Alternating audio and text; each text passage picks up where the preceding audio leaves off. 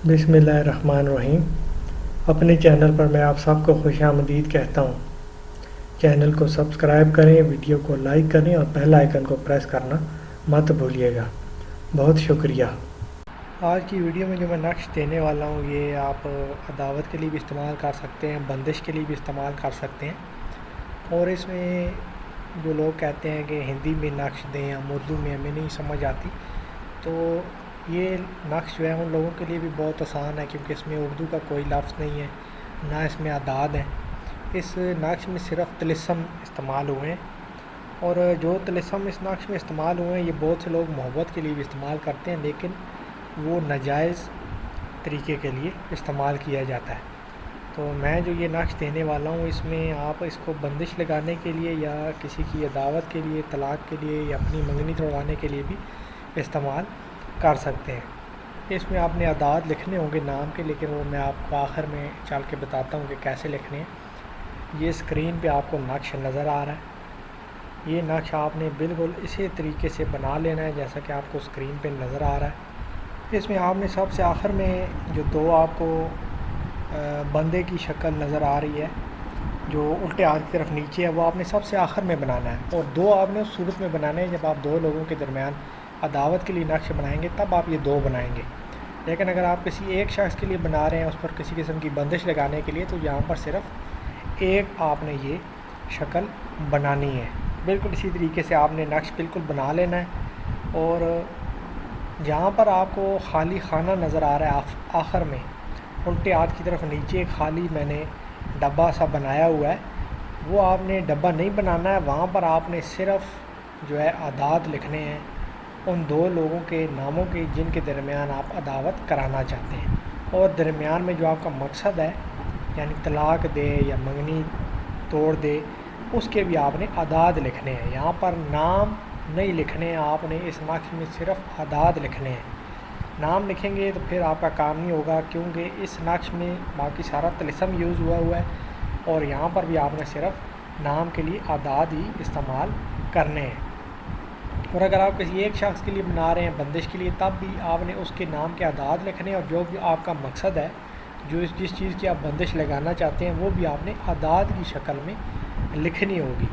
ये कोई इतनी मुश्किल चीज़ नहीं है जो कि आप लोगों को समझ नहीं आती। अदाद निकालने का तरीका मैंने वो वीडियो भी अपने चैनल पर डाली हुई है, आप वहाँ से देख सकते हैं। आसान सी एक चीज़ है, अदाद निकालना कोई इतनी मुश्किल चीज़ नहीं है, तो आप लोग कर सकते हैं।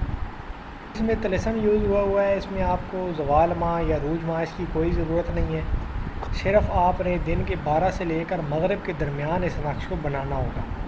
किसी भी दिन आप बना सकते हैं, लेकिन टाइम उसका दिन के 12 से लेकर मगरिब के दरमियान है। इस नक्श को आपने सिर्फ इसी टाइम के दौरान बनाना है।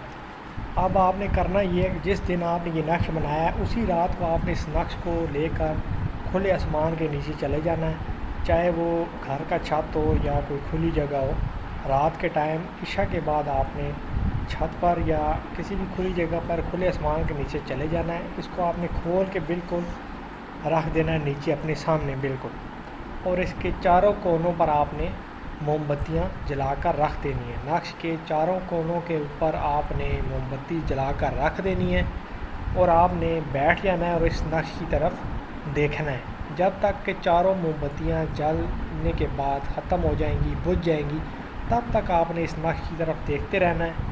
और आपके दिल में ये मकसद होना चाहिए, जो भी आपने जिस मकसद के लिए ये नक्श बनाया है और जिन लोगों के लिए बनाया है उनका तसव्वुर होना चाहिए और आपका मकसद होना चाहिए, और इस नक्श की तरफ आपने देखते रहना है जब तक कि मोमबत्तियाँ बुझ नहीं जाती चारों। आपने अपनी नज़र इस नक्श के ऊपर से हटानी नहीं है, चाहे कुछ भी हो। आपको हवा एकदम लगेगा कि बहुत तेज़ हवा चल रही है, या कोई आपके आसपास है, कोई आपके पीछे है, कोई आपके सामने चल फिर रहा है, आपने अपनी नज़र सिर्फ नक्श के ऊपर रखनी है। आपको इधर उधर देखने की ज़रूरत नहीं है। इधर उधर आपने देखा, आपकी नज़र नक्श के ऊपर से हटी, आपका अमल ज़ाया हो जाएगा, फिर आपको ये दोबारा अमल करना पड़ेगा। इस अमल की जो ज़कात है वो आपने कोशिश ये करनी है कि मुर्गी का गोश्त अगर आपको मिलता है तो एक पाव मुर्गी का गोश्त लेकर आपने कब्रिस्तान में या किसी भी वीरान जगह पर, या फिर जहाँ पर हम कूड़ा करकट फेंकते हैं वहाँ पर फेंक देना है। اس کے بعد آپ نے یہ نقش بنانا ہے، اور جس طریقے سے میں نے آپ کو بتایا ہے بالکل آپ نے ایسے ہی کرنا ہے۔ اور جو سب سے جو خاص بات وہ یہی ہے کہ آپ نے جب تک آپ نے بیٹھے رہنا ہے، نظر آپ کی اس نقش کے اوپر سے ہٹنی نہیں چاہیے۔ ادھر ادھر آپ کو کسی قسم کی آواز آئے، کچھ بھی ہو، آپ نے ادھر ادھر نہیں دیکھنا ہے، آپ نے صرف نقش کی طرف دیکھنا ہے۔ کوئی اس میں ڈرنے والی، گھبرانے والی، خطرے والی بات نہیں ہے۔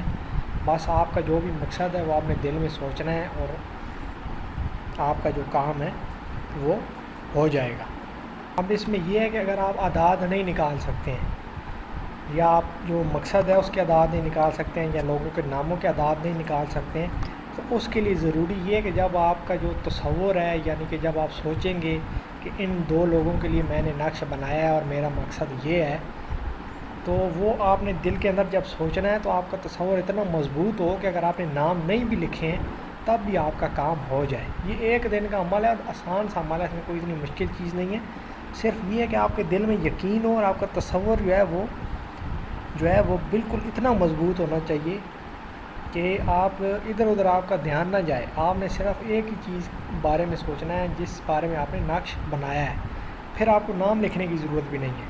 لیکن اگر آپ کا تصور کمزور ہے، آپ کا دھیان ادھر ادھر جاتا ہے، تو پھر آپ کو نام کے اعداد لکھنا لازمی ہے۔ ورنہ اگر آپ سمجھتے ہیں کہ آپ کا جو توجہ ہے وہ اسی نقش کی طرف رہے گی، تو پھر آپ نام نہ بھی لکھیں تو اس میں کوئی کسی قسم کا مسئلہ نہیں ہے، کام آپ کا ہو جائے گا۔ تو یہ آپ عمل کریں، آپ کو اس کی اجازت ہے، اور جب کام ہو جائے گا تو پھر دعاؤں میں مجھے بھی یاد رکھیے گا، اپنا خیال رکھیے گا۔ اللہ حافظ۔